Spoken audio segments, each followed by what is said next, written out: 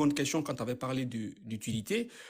Si on était resté sur la notion d'utilité, la question aurait du sens. Mais sur la question de la nécessité, je pense que la science n'était pas nécessaire.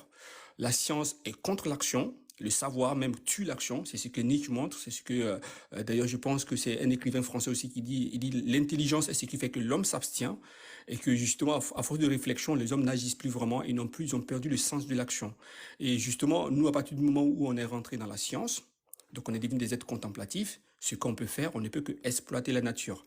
Alors que ceux qui vivent avec des illusions, comme les Amérindiens, ces illusions-là les amènent progressivement à fusionner avec la nature, à être dans une forme d'alignement, pour reprendre un peu le mot de l'art Fartal, c'est-à-dire d'être dans une forme d'alignement avec la nature et sans pouvoir se soustraire de la nature parce que les illusions font que nous, on se considère comme des éléments de la nature et que justement la nature nous donne la force quand on est en contact avec la nature. Or, avec la science, on se soustrait de la nature et qu'on pense qu'on peut avoir la force en dehors de la nature et la nature est vue comme un rival.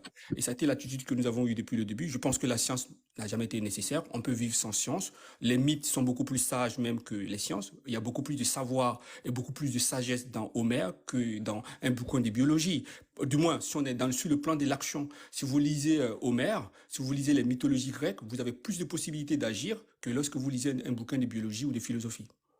Donc pour moi, la science n'est pas du tout nécessaire. Ça a été juste un accident qui nous a été imposé par le modèle agricole. Et New Paul, je pense que moi je prends le contre-pied de ce qui vient d'être dit, même si c'est New Paul. Voilà, voilà, justement, il faut qu'il y ait un pôle plus et un pôle moins. Et c'est en cela que je suis le pôle moins aujourd'hui. Non, moi je pense que la nature est constitutive en fait des éléments scientifiques à découvrir. Et quand on parle du Nil en fait de l'Égypte antique, c'est dans l'observation en fait du Nil, des crues et des l'étiage du Nil les premières mathématiques ont été mises en place en fait. Et quand même le mètre aujourd'hui, le mètre a été inventé en Égypte en partant de la goutte d'eau. Avant, c'était la coudée royale. Bon, je vais pas vous faire l'histoire, vous connaissez tous l'histoire de ça. Comment est né le mètre en fait? Le mètre est né justement par les recherches. On s'est dit comment on fait en fait pour pouvoir faire des mesures.